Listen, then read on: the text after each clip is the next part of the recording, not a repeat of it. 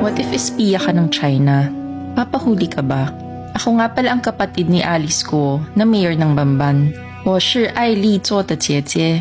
Malamang kilala niyo siya at sa tingin ko ay mas maigi kung magbibigay ako ng linaw kung sino ba talaga siya. At ito ang storya niya. Oo, tama kayo. Hindi talaga siya Filipino. Lumaki kami sa isang maliit na kubo sa Guizhou, China. Ang Guizhou ay isa sa mga pinakamahirap na lugar sa China. Kadalasan, ang triad ang nagpapatakbo ng bayan namin. Kung di mo alam kung ano ang triad, isa itong organized syndicate sa China. Kung merong yakuza ang Japan, kami naman ay may triad. Pero madiskarte ang tatay namin. Doon siya nakakuha ng trabaho at napalago niya ang negosyo niya, lalo na sa mga pogo. Kaya yumaman din kami, kaso sa maling paraan. Kung di pa kayo nakafollow sa amin, follow ka na para updated ka sa mga bagong stories tulad nito. Noong 2018, lumapit ang Chinese government sa triad at meron silang pinag-usapan. Sa gitna ito ng tensyon sa West Philippine Sea. Sabi ng gobyerno, what if magtanim tayo ng sleeper cell agent o espiya sa Pilipinas? Pero hindi dapat malaman na ang Chinese government ang nagpadala nito in case mahuli. Dito na papasok ang triad. Aakuin nila ang sala just in case worst comes to worst at magkabukingan. Kapalit daw nito ay magpapagawa ng isang malaking pogo hub sa bayan na hahawakan ng sleeper agent o spy. Bahala na ang triad kung ano ang gusto nilang gawin sa pogo hub. Isa pang kondisyon ay dapat sila din ang mag-finance ng operasyon. Ang training ng spy ay sagot ng gobyerno ng China dahil wala rin namang kakayahan mag-train ang mga triad members. MSS ang mamamahala dito. Ang MSS ay ang Chinese counterpart ng CIA sa US. Ewan ko naman sa tatay namin at kami ang vinolunteer. At dito nagsimula ang training namin ni Ate Alice. Sinama ako sa training as a backup just in case may mangyari kay ate.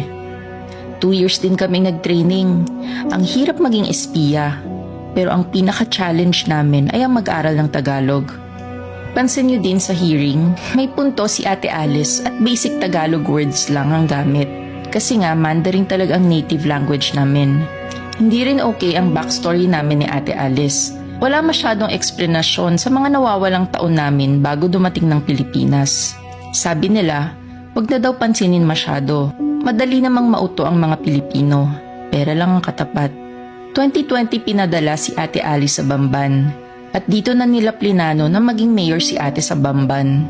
Isang maliit lang na munisipyo para di halata ng Philippine government. Nakapag-register din siya as a voter at nakapasa din sa COMELEC checking as a mayor candidate. Akalain mo yun, pera lang talaga ang katapat.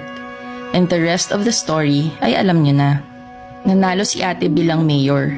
Nakapagpagawa siya ng malaking pogo site at pati ang mga pogo workers ay ginawan din nila ng peking passport at birth certificate.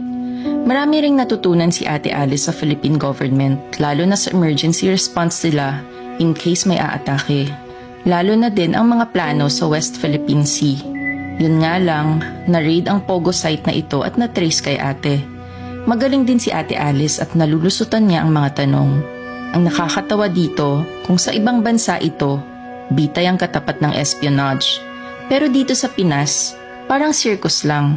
Nakakatawa. Kaya nakikiride na lang din ng Chinese government sa circus na ito. Ginawa ng madramang backstory si ate. Nasa farm lumaki at anak ng katulong. Kasi mahilig sa mga gantong storya ang Pilipino. Nakakaaliw. At hanggang ngayon ay di pa rin inaaresto si Ate Alice. Kamote talaga ang Pilipinas. Pero kausap ko siya last week. Sabi niya, nagustuhan na daw niyang tumira sa Pilipinas. Ayaw na daw niya maging spy.